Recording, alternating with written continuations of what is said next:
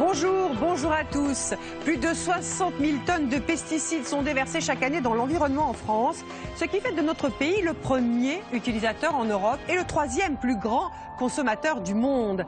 Des centaines de ces produits ont été interdits ces dernières années à cause de leur toxicité et de leur dangerosité. Il y a 5 ans, nous vous révélions comment certains agriculteurs continuaient à utiliser ces pesticides. Une fraude qui s'expliquait par des contrôles pratiquement inexistants et une facilité déconcertante à se fournir en produits toxiques. C'est ce que nous avions constaté en nous rendant en caméra cachée auprès de fournisseurs de l'autre côté de la frontière, en Espagne. Notre interlocuteur est très décontracté. On va prendre... Même quand on lui parle de la fameuse simazine, interdite en France depuis 6 ans et en Espagne depuis 2007. Oui, C'est pour ça que je le vends en liquide, que la simazine, je la vends que seulement en liquide. Et nous voilà en possession de produits totalement illégaux dans notre coffre de voiture. À la frontière, pas de problème. Avec l'Europe, les contrôles sont rares.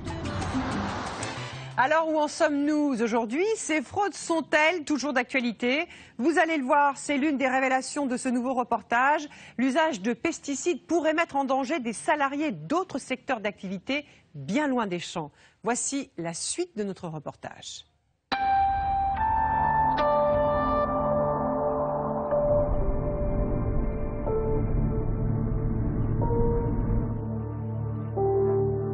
Pierre Marigot est apiculteur depuis plus de 10 ans en Haute-Savoie. Il a posé ses ruches en pleine nature, au grand air.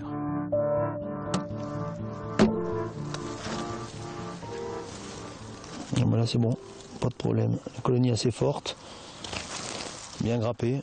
Pour l'instant, tout va bien, nous sommes en hiver. Les abeilles restent à l'intérieur des ruches, elles ne risquent rien. La colonie encore a l'air assez forte. Je pense qu'au niveau de la nourriture, ce qu'on a pu leur donner cet automne doit être suffisant. Le problème arrivera dans quelques mois, au printemps. À cette période, les abeilles ne restent plus confinées. Elles sortent pour butiner les plantes. C'est là qu'elles entrent en contact avec leur pire ennemi, les pesticides.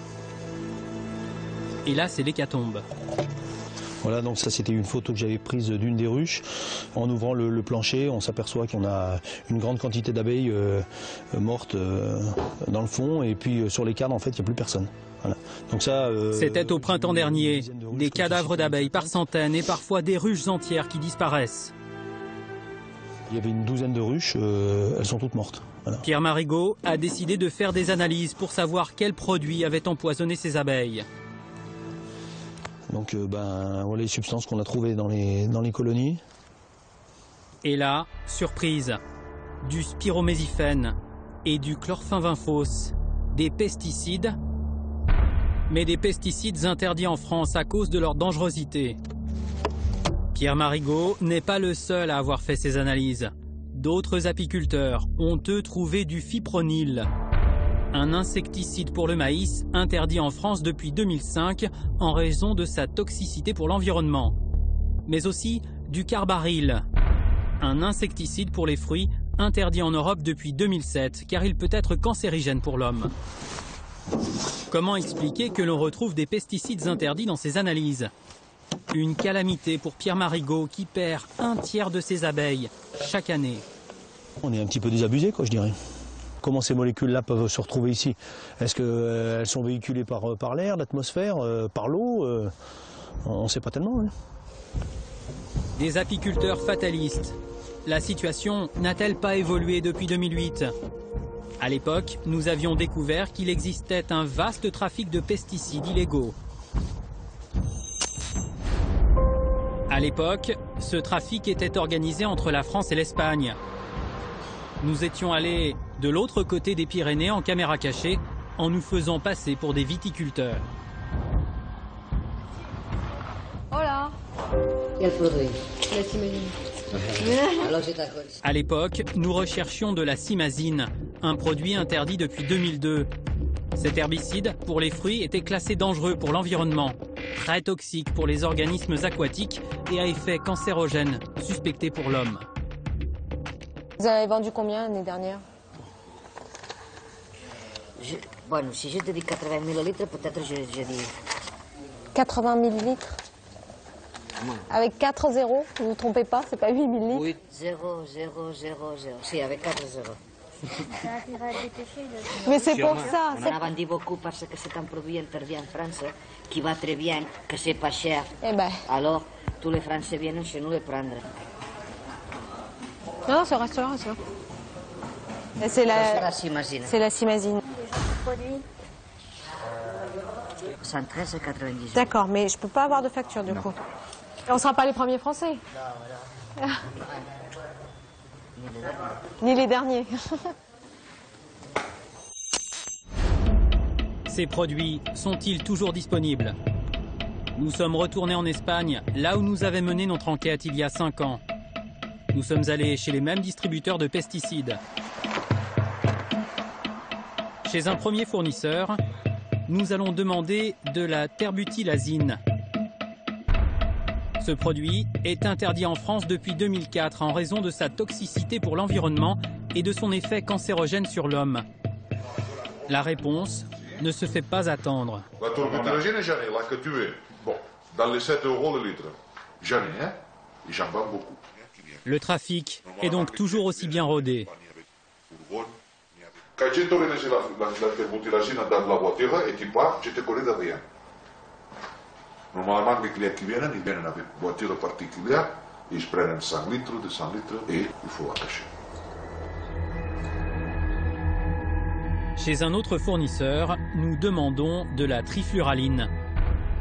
Un désherbant très efficace sur le colza, il est interdit en Europe depuis 2010 en raison de ses effets nocifs sur l'environnement. Et là encore, le produit est disponible.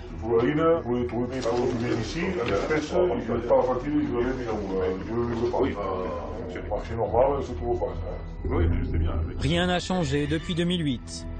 Il est toujours aussi facile d'acheter des produits en Espagne dans des magasins qui ont pignon sur rue. Faute d'harmonisation européenne, ces pesticides interdits en France sont toujours en vente libre de l'autre côté de la frontière. Et les ramener est un jeu d'enfant. Il y a 5 ans, nous avions fait le test avec des produits illégaux transportés dans le coffre de notre voiture.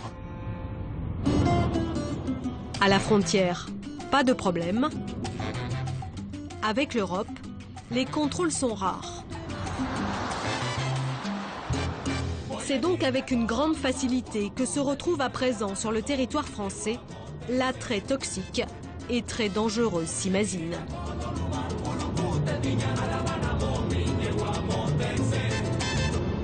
En France, un organisme fait office de police des pesticides. C'est le SRPV, le service régional de la protection des végétaux. On a fait une prospection dans les 20 km autour. Il y en a un dans chaque région et il dépend du ministère de l'Agriculture. Nous décidons donc de leur montrer nos achats. Aïe, aïe, aïe, aïe. Les agents ne sont pas surpris, ils connaissent ces fraudes. Pas bien tout ça, hein? Les vendeurs qui nous ont vendu ça nous ont dit, notamment pour la simazine, qu'ils en avaient vendu 80 millilitres l'an dernier. Qu'est-ce que ça vous parle, 80 millilitres? Ça fait beaucoup. C'est beaucoup? Oui, ça représente quand même des gros litrages, oui. Cela représente 40 000 hectares de traités. C'est plus du, Ah là, oui, c'est sûr fraude, qu'avec des volumes de ce type-là, c'est pas de la petite fraude. Alors maintenant, il faudrait savoir, est-ce que ça a été vendu à la même structure ou est-ce que c'est beaucoup de petites personnes, d'agriculteurs, de petites structures qui viennent s'approvisionner? Je pense que ce sont des petites, ça a été vendu d'une façon divisée. Bon, mais ça ne change rien de toute façon à l'affaire, ça représente quand même beaucoup. 80 millilitres. 80 millilitres, c'est quand même pas anodin. Nous avons voulu savoir si ces inspecteurs avaient renforcé leur contrôle depuis 5 ans. Contact est pris avec le ministère de l'Agriculture, mais notre précédent reportage n'a pas laissé que de bons souvenirs. Impossible de retourner dans la région de Toulouse. Le seul endroit où notre caméra a été acceptée, c'est en Basse-Normandie. Oui, bonjour, c'est le service régional de l'alimentation. On vient faire un contrôle. Nous avons accompagné ces 2 inspecteurs pour un contrôle de routine chez un important fournisseur de pesticides. Bonjour messieurs. Monsieur, bonjour. Patrick Prévoto, service régional de l'alimentation. Chaque année, ce service réalise 6000 inspections dans toute la France. 4% d'entre elles donnent lieu à des procès-verbaux. Dans ce hangar immense, les deux fonctionnaires vont devoir passer au crible près d'1 millier de références de produits phytosanitaires. Il faut être vigilant, vous avez des étiquettes qui commencent à se décoller hein, sur les bidons. Là.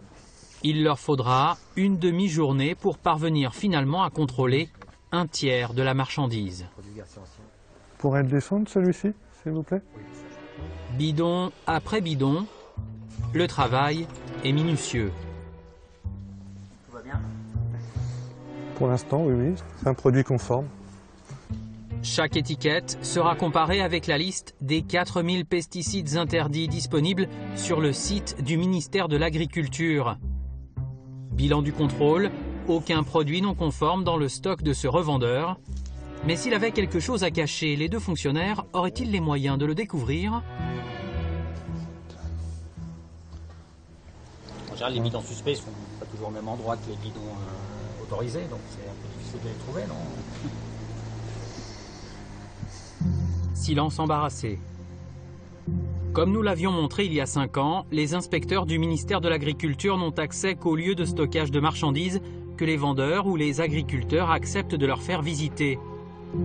Plus étonnant, ces deux inspecteurs nous confieront que la plupart du temps, ils préviennent de leur arrivée les exploitants agricoles 48 heures avant le contrôle.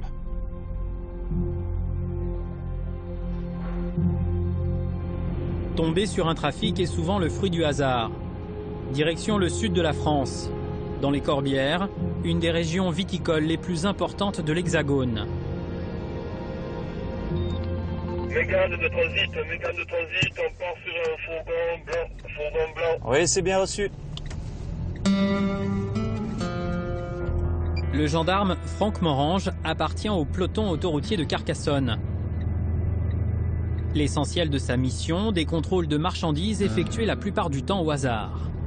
La carte grise. Ici. On peut regarder ce que vous avez dans le fourgon? Merci. D'accord, après c'est du matériel de travail. C'est lors d'une patrouille de routine comme celle-ci que le gendarme est tombé dernièrement sur un petit manège qui a attiré son attention. Donc vous avez sur votre droite le parking avec toutes les voitures stationnées. Donc j'ai aperçu 2 fourgons au loin à hauteur des panneaux là-bas. 2 fourgons blancs. Je trouvais ça un petit peu suspect parce que je voyais 2 personnes qui étaient en train de transférer des cartons.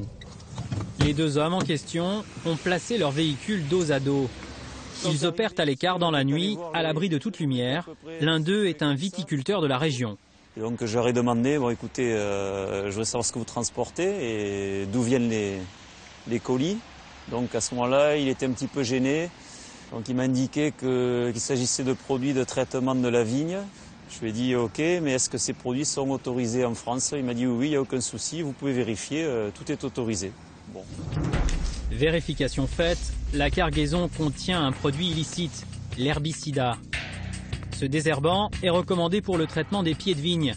Mais un de ses composants est la terbutylazine, une molécule interdite en France qu'on trouve très facilement chez les revendeurs espagnols. Le vigneron interpellé cultive une quinzaine d'hectares de corbières, une appellation d'origine contrôlée, et il est maire d'un petit village. Pourquoi cherche-t-il à utiliser à tout prix de la terbutylazine interdite sur sa petite exploitation familiale? Nous sommes allés lui demander. Il n'y en a pas d'autres efficaces comme celui-là? Il n'y en a pas d'autres. Il n'y en a pas d'autres. C'était un produit excellent. On s'en est toujours servi. Détenir un pesticide non autorisé en vue de son utilisation est un délit. Le vigneron a été condamné en décembre dernier à une peine de 500 €, pas franchement dissuasif. C'est le seul. Et vous saviez qu'il était interdit, ce produit? Oui. Donc vous prenez un risque, non, à chaque fois? Tout à fait. Oui, mais si j'avais pas fait le changement d'une voiture à l'autre, ça passait comme une lettre à la porte. Bon, il a fallu ça. C'est-à-dire qu'on payait parce qu'on s'est fait choper. Parce qu'il y en a d'autres qui vont comme nous. Mais, c'est toujours pareil, s'ils ne se font pas trouver. Pas vu, pas pris. Si certains agriculteurs se risquent à ces trafics de pesticides interdits, c'est parce qu'ils savent qu'ils ont peu de chances de se faire repérer. Depuis 10 ans, la France a retiré du marché plus de 1000 pesticides. Une liste qui ne cesse de s'allonger. Et si ces produits ont été interdits, c'est bien parce qu'ils ne tuent pas que les abeilles. Ils sont aussi dangereux pour l'homme et l'environnement. Depuis qu'il est malade, Laurent Guillou ne s'approche plus de sa boîte aux lettres. C'est Françoise qui l'ouvre. La raison, c'est la peur d'entrer en contact avec ces prospectus imprégnés d'encre chimique. Rien que de feuilleter les pubs comme ça, ben, je me fais intoxiquer parce qu'il y a toute l'encre qui me brûle et ça m'épluche la langue et ça me brûle, ça me fait saliver. Laurent est victime d'un syndrome d'hypersensibilité chimique multiple. Vous ressentez quelque chose? Voilà, tout de suite j'ai ressenti. Alors qu'il n'y a rien de visuel, mais ça me brûle la langue. Tout de suite, c'est que des gestes comme ça au quotidien, des petits trucs anodins qui font que toute votre vie est bouleversée. Laurent a changé toutes ses habitudes et celles de sa famille. Chez lui, plus aucun détergent. Les produits naturels les ont remplacés. Savon de Marseille biologique pour la vaisselle, vinaigre blanc pour le mobilier. Malgré toutes ces précautions, Laurent est obligé de se soigner et son traitement est assez lourd. Ça, ce sont des médicaments qu'on m'a prescrits pour essayer de me soigner. Des antidouleurs pour la tête, il y a pour les problèmes de sang, pour le cerveau, pour le foie. Il y a vraiment un peu de tout là-dedans. Mais ça soulage juste un peu, c'est tout. Laurent en est persuadé. La cause de sa maladie est professionnelle. Il a attaqué son ancien employeur en justice pour le faire reconnaître. Tout commence sur son ancien lieu de travail. Nous ne pouvons y entrer car Laurent a été licencié. Ici, il manipulait des céréales animalières. Laurent le savait, toutes étaient traitées avec des pesticides légaux. Sauf qu'un jour, un pesticide interdit a été pulvérisé dans les hangars. Les céréales qui étaient entreposées dans les hangars étaient mal ventilées. Il y a eu une prolifération de charançons. C'était couvert de vermine, donc ils ont traité avec un insecticide. Les grains étaient, à tel point ils avaient été traités, ils étaient encore humides. Ils se baignaient dans le Nuvant Total. Le Nuvant Total et sa molécule, le dichlorvos, sont interdits depuis 2007. La raison, le dichlorvos provoque principalement des effets neurologiques sur l'homme. Pendant une semaine, Laurent a été en contact, selon lui, avec 20 000 tonnes de céréales imbibées de dichlorvos. Il est tombé malade à ce moment-là. Comment son employeur justifie-t-il l'utilisation de pesticides interdits sur ces céréales? Côté direction, on en reconnaît l'usage. C'est vrai, là, il y a un salarié qui a fait une erreur, qui a utilisé un produit qui normalement n'aurait pas dû être utilisé. Voilà, après, ce dossier-là a entaché l'image de notre groupe. Je vais vous dire franchement, on ne souhaite pas s'exprimer sur ce sujet devant une caméra. Pas d'interview, le sujet est trop sensible. Nous sommes allés à la rencontre du salarié qui a ordonné l'utilisation de cet insecticide interdit. L'homme est aujourd'hui à la retraite, il minimise les faits. Bonjour. C'est un pesticide interdit depuis 2007 et vous, 2007, oui. Vous l'avez utilisé en 2009. Oui, je sais. Donc c'est 2 ans après l'interdiction. Oui, je sais. Mais c'est un bidon qui était resté à traîne, il restait juste un fond, on était en panne de produit et on savait même pas que c'était le Nuvant, l'étiquette n'était plus lisible sur le bidon. Vous regrettez, vous, de l'avoir utilisé? Oh, moi je veux pas pleurer sur ce qui a été fait. Je vais pas dire qu'aujourd'hui je le referai, hein. Je vais pas dire ça, mais quand ça a été fait, j'ai pas senti que c'était quelque chose de dramatique. Encore aujourd'hui, notre interlocuteur ne voit pas le problème. Laurent Guillou, lui, a porté plainte contre son employeur. La justice dira s'il y a un lien entre ce pesticide interdit et sa maladie. Paul François est agriculteur dans les Charentes. Récemment, un tribunal a conclu à son intoxication par un désherbant interdit en Europe depuis 2007. Ce produit s'appelle le Lasso.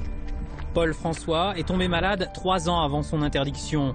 Comme tous les céréaliers français, il ne jurait que par cet herbicide, quitte à accepter certains effets secondaires. Au moment de l'épandage de ce produit, j'avais des nausées, j'avais des maux de tête, mais à chaque fois qu'on ait ce genre de petits problèmes, comme ça s'estompe au bout de 24 heures ou 48 heures, puis voilà, c'est comme quand on boit trop, on a un peu la gueule de bois, mais après c'est fini.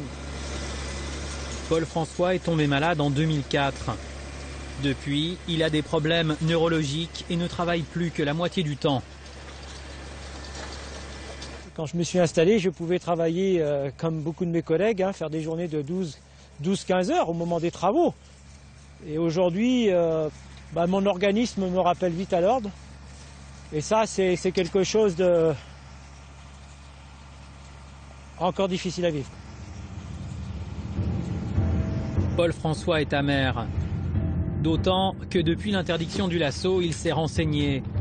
Et il est tombé sur ce document, sans ambiguïté. Dès 1985, le Canada retirait de la vente le principe actif du Lasso, indiquant dans ce rapport qu'il représentait un risque inacceptable pour la santé des hommes. Pourquoi la France a-t-elle mis 21 ans de plus que le Canada à interdire le Lasso? C'est écrit noir sur blanc. Je ne peux pas entendre une seconde qu'il n'y a pas eu quelqu'un en France qui n'ait pas eu connaissance de cette interdiction. Donc qu'est-ce qui s'est passé? Qui n'a pas fait son travail? Paul François a porté plainte pour défaut d'information contre le fabricant du Lasso. Il a gagné en première instance contre la firme Monsanto, mais elle a fait appel de ce jugement. Comment expliquer que la France n'ait pas suivi plus tôt l'exemple canadien? Pour le savoir, nous nous sommes rendus au ministère de l'Agriculture. Nous avons rendez-vous avec Emmanuelle Soubéran, la directrice de la DGAL, le service qui autorise ou non les pesticides. Elle nous a expliqué que la décision avait tardé parce qu'à l'époque, le Lasso était en cours de réévaluation par l'Europe, comme la plupart des autres pesticides. Ces évaluations, elles étaient prévues de tout être faites en 10 ans. La Commission européenne, les États membres ont été débordés finalement par la masse de travail à réaliser et ont mis 17 ans à faire cette évaluation globale. Mais alors, comment expliquer que la Belgique ait interdit le Lasso dès 1992 ? Mais est-ce qu'il n'y a pas un principe de précaution à prendre du moment où on pouvait connaître cette interdiction dans un autre pays? Parce que la Belgique, qui fait partie la de la communauté européenne, elle a bien interdit. La Belgique? Oui. La France, moi je veux bien qu'on continue à se reposer les mêmes questions et à répondre la même chose, mais la France, encore une fois, a suivi la dynamique communautaire. La directrice de la DGA, elle est gênée. Elle plaide un problème de communication entre les États membres.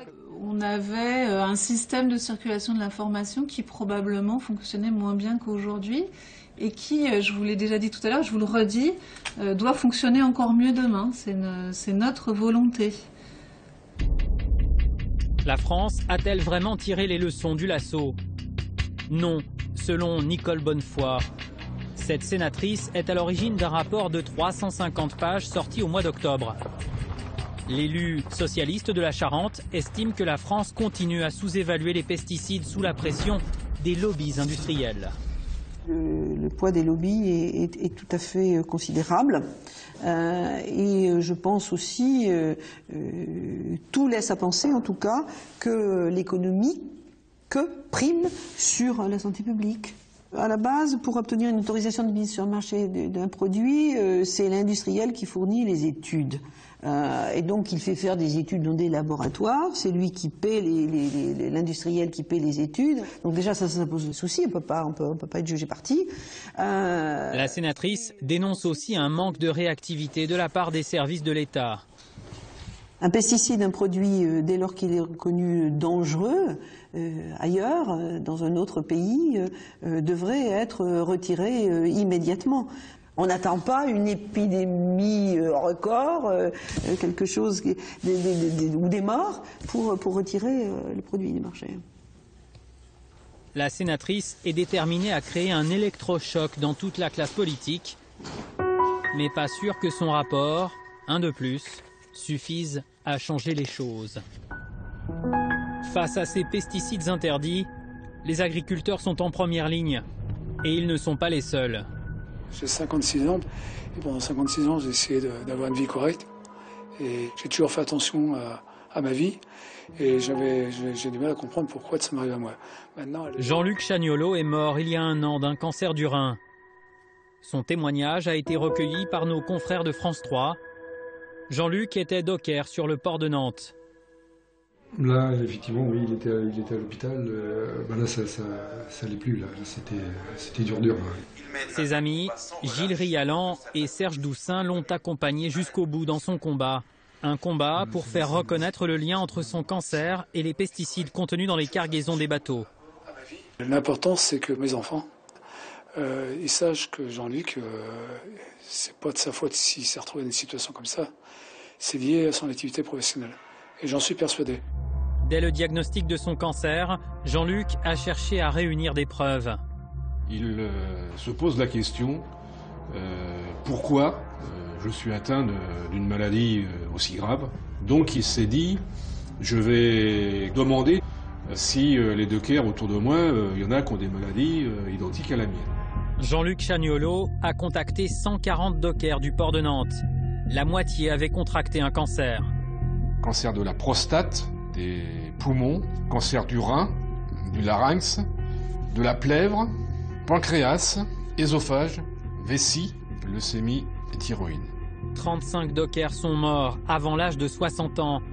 Ils travaillaient dans les mêmes conditions que Jean-Luc, au plus près des pesticides. Nantes, Saint-Nazaire, le premier port de France pour l'agroalimentaire. Ici, l'enquête de Jean-Luc Chagnolot a secoué le monde des dockers. Karl en est le porte-parole. Aujourd'hui, il supervise le déchargement d'un cargo de soja. Celui-là, c'est un argentin. Soja argentin. Ouais, c'est soja argentin. Ouais. Dès l'ouverture des cales, le docker attire notre attention sur ces taches blanches que l'on distingue sur les céréales. Ah, ça fait comme du moisi. Pendant des années, on nous a dit oh, il a été chargé humide, c'est du moisi, mais alors que c'est pas du moisi. On sait maintenant que c'est pas du moisi. C'est des pesticides, ils appellent ça eux de la fumigation. Des pesticides jetés à même la marchandise que les dockers inhalent au moment du déchargement. Le dégagement de poussière est tel qu'il est impossible d'y échapper lorsqu'on est sur le quai. Et à fond de cale, c'est encore pire. Le problème, c'est que l'origine de ces pesticides est la plupart du temps inconnue. On nous dit pas ce qu'il y a dedans, hein. On nous dit rien. Quand ça vient d'Inde, comme l'autre fois, c'était mis dans des sacs n'importe comment. C'était des sacs comme des bouts de drap déchirés avec un bout de corde. C'était mis là-dedans n'importe comment. Je crois pas que c'est bien aux normes européennes. Les dockers n'ont aucune information quant à la légalité des pesticides utilisés pour le transport maritime de marchandises. Les rares indices qu'ils arrivent à récupérer sont des bidons vides, comme celui-ci retrouvé le matin même dans un conteneur en provenance d'Inde. Ouais. Donc c'est quand même un produit extrêmement dangereux. Donc ils t'éclatent ça dans le conteneur et ils jettent ça dedans pour tuer les insectes et tout ça. Du bromure de méthyle, un fongicide ultra toxique. Interdit en Europe depuis 2010.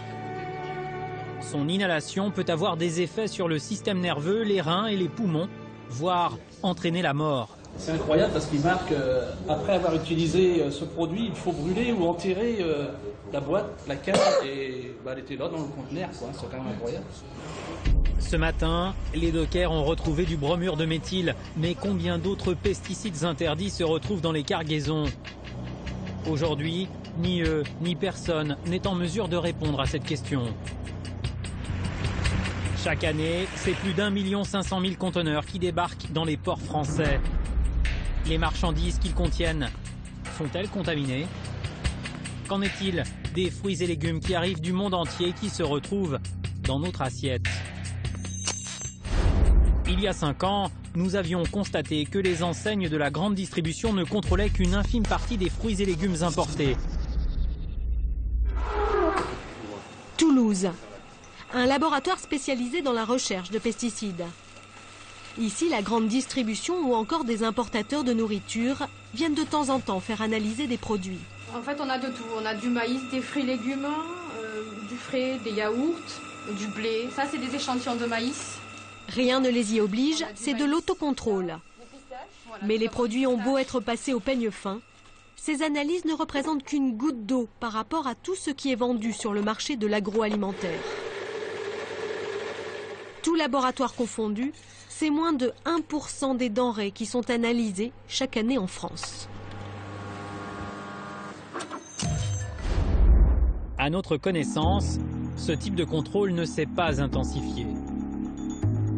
Alors, nous avons voulu savoir s'il y a un risque de retrouver un pesticide interdit dans nos fruits et légumes. Au hasard, dans un supermarché parisien, nous avons acheté 3 produits.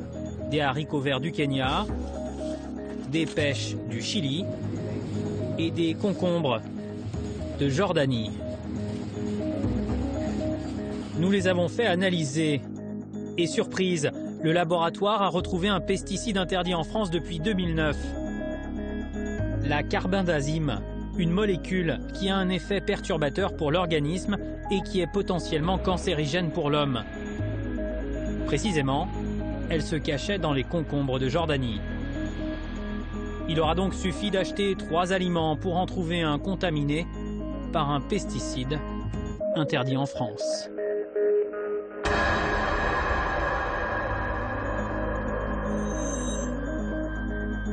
Bonjour Delphine Bateau. Bonjour. Alors vous êtes ministre de l'écologie, du développement durable et de l'énergie. À la fin de notre reportage, on voit cette séquence assez incroyable parce que c'est un seul test que nous avons fait dans un seul supermarché. Nous avons donc pris 3 légumes.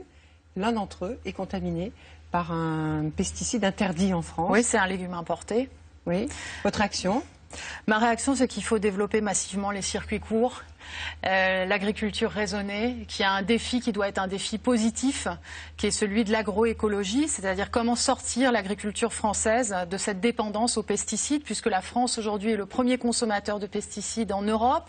Un tiers des pesticides consommés en Europe le sont en France, et donc il y a un enjeu de réorientation complète de notre modèle agricole pour aller vers des nouvelles pratiques agricoles qui consomment moins d'intrants, ce qui veut dire aussi moins de dépenses et moins d'exposition de la santé des agriculteurs. Donc c'est ça l'enjeu, de réorienter aujourd'hui notre modèle agricole vers des pratiques beaucoup plus vertueuses et moins dépendantes de ces produits chimiques. Oui, mais qu'est-ce qu'on fait pour ces produits-là qui arrivent chez nous et qui sont contaminés? Est-ce qu'il ne faut pas plus de contrôle quand même? Mais je pense que tous ceux qui ont vu votre reportage sont effarés.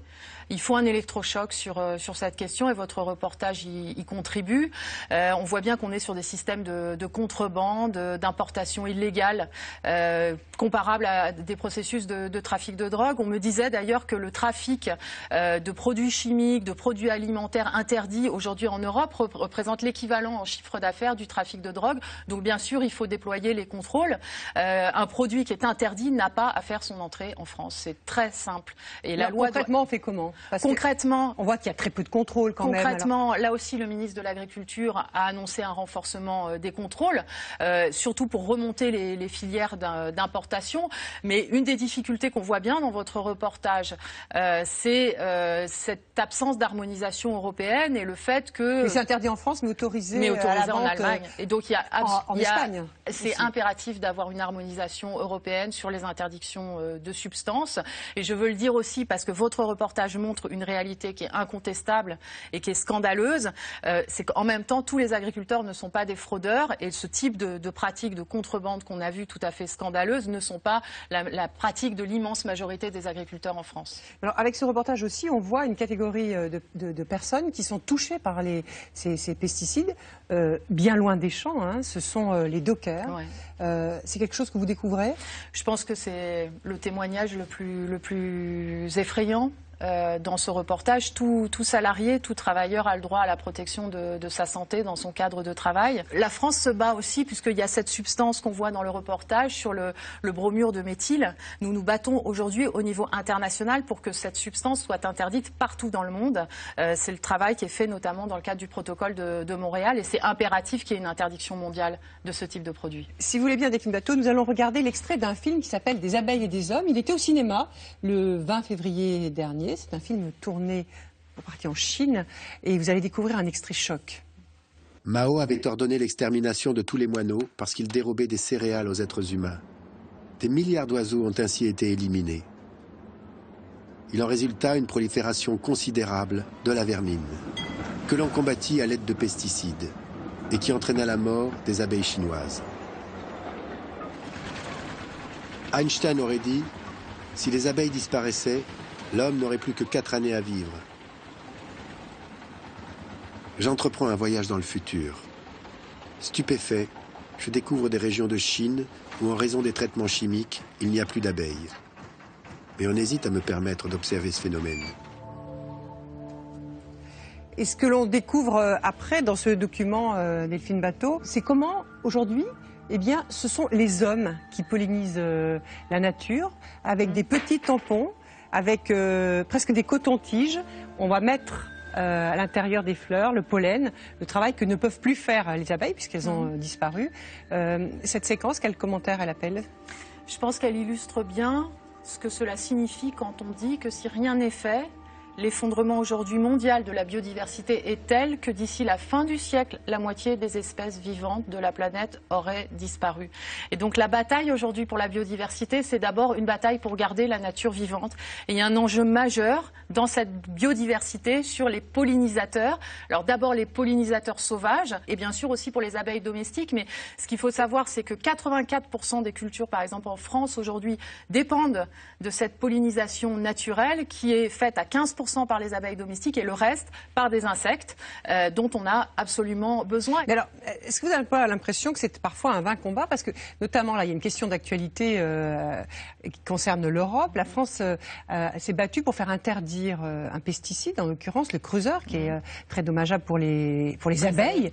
Et on a perdu. Pour l'instant, ce creuseur est toujours autorisé sur certains types de céréales. On n'a pas perdu. Ce n'est pas fini puisqu'il y a eu un vote effectivement où l'interdiction n'a pas été décidée. Mais moi, je souhaite que la Commission européenne aille jusqu'au bout. Elle en a les moyens, c'est-à-dire même si un certain nombre d'États sont en désaccord, elle a la possibilité, la Commission européenne, d'imposer cette interdiction des néonicotinoïdes. Le nom est difficile à prononcer, c'est-à-dire tous les équivalents du creuseur qui causent beaucoup de dégâts. Qu'est-ce qui a bloqué? Pourquoi cette décision? Il y a un certain nombre de pays. Oui, pourquoi ces pays ne sont pas contre ces pesticides?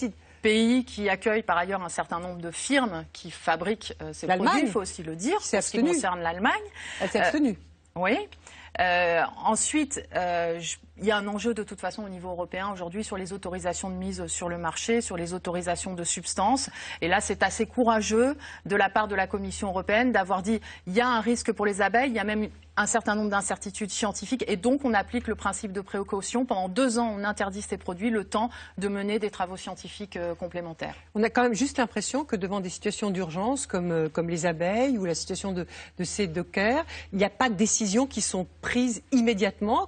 Effectivement, il y a des plans, mais on est plutôt sur du moyen terme, alors qu'il y a quand même des situations d'urgence absolue. Il y a des situations d'urgence, c'est pour ça que comment vous allez faire? Nous avons interdit le creuseur dès le mois de juin dernier, alors que l'étude qui révélait un certain nombre de dangers datait sous le précédent gouvernement du mois de mars. C'est la raison pour laquelle nous sommes en train d'interdire aussi l'épandage aérien.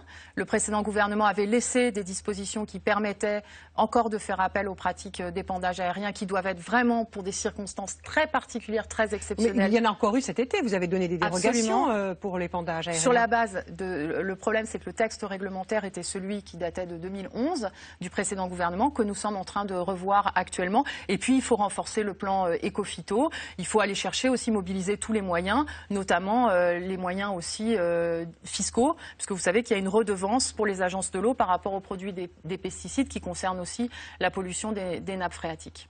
Merci beaucoup, Delphine Bateau, d'être venue sur ce plateau répondre à nos questions. La semaine prochaine, la suite d'un reportage sur les néo-ruraux, ces gens de la ville qui ont un beau jour décidé de prendre la clé des champs. 17 ans après, ces pionniers d'un nouveau genre sont-ils heureux de leur choix? Tout de suite, un extrait.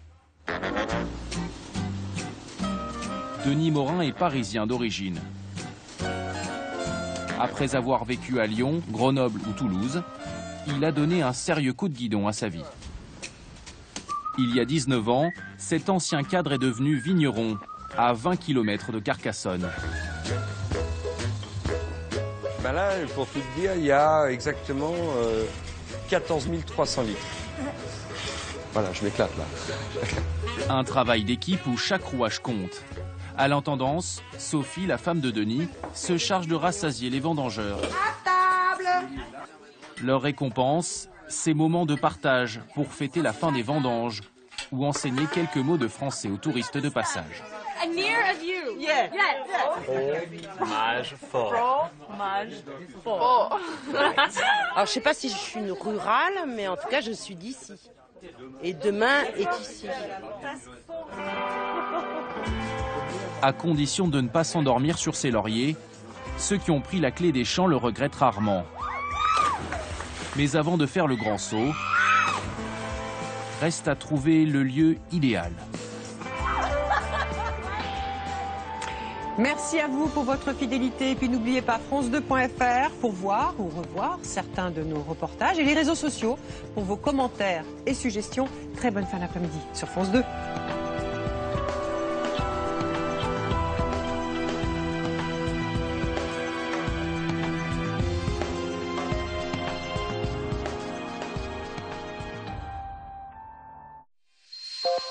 Dès maintenant, pour plus d'infos sur les reportages, rendez-vous sur France2.fr.